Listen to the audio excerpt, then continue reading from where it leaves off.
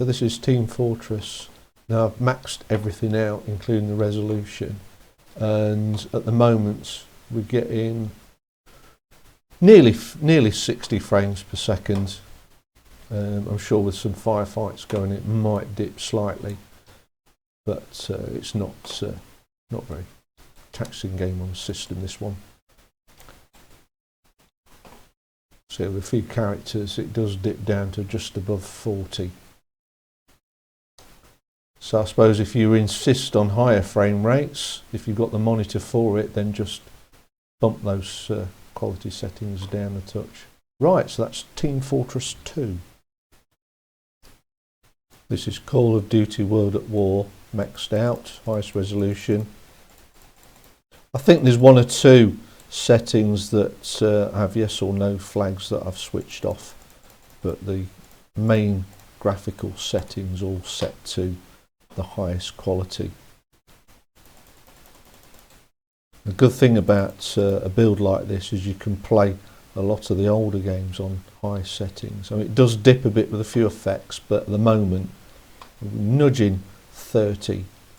And don't forget Bandicam will take some resource as well. But on the whole, maxed out, this is more than playable, I think. Right, so that's Call of Duty World at War.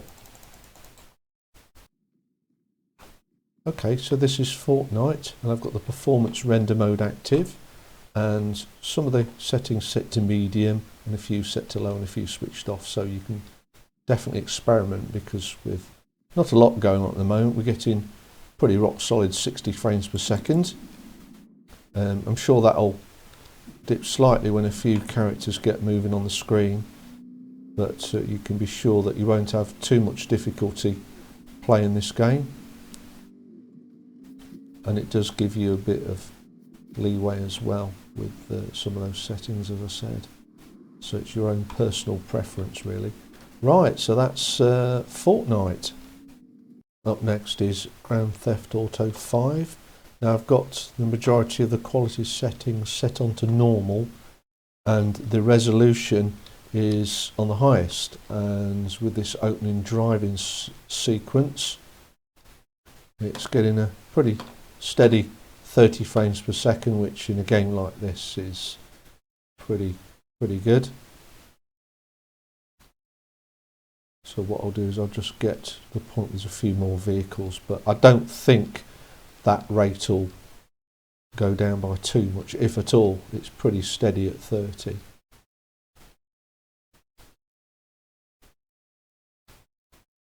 So there's a bit of leeway with some of the settings if you insist on 60. Right, so that's Grand Theft Auto 5. This is Rocket League. Now I've got it on the highest resolution and the majority of quality settings set to high, and it's nudging 30 frames per second, which is just fine, and sometimes it gets over that. What I do with this game is take advantage of the frame rate cap and actually set it to 30, so it'll reduce the stuttering slightly if you're going to have it on these settings. You probably nudge it, change it down to performance if you want to get higher frame rates, but on 30 I think that's more than enough with this game. Right, so that's Rocket League. So on to FIFA 18, and it's on the highest resolution, medium quality settings, nudging 50 frames per second. There is a lock to 30 if you want to cut down on the stutters, but at the moment mid 40s is fine. It doesn't seem to dip too far from that, and I don't think it will, except maybe in the cinematic cutscenes. So what you see at the moment is probably as system intensive as it gets. You may even get the settings up to high, it's up to you, but this is medium settings, looks okay to me. Okay, so that's FIFA 18. Okay, so here we go with Valorant, maxed out. 60 frames per second, no problems with this. It's not a very taxing engine anyway, but the gameplay's pretty good. I mean, I've got a few characters moving on the screen. May nudge slightly once there's a firefight, but you won't have any problems playing this game, that's for sure.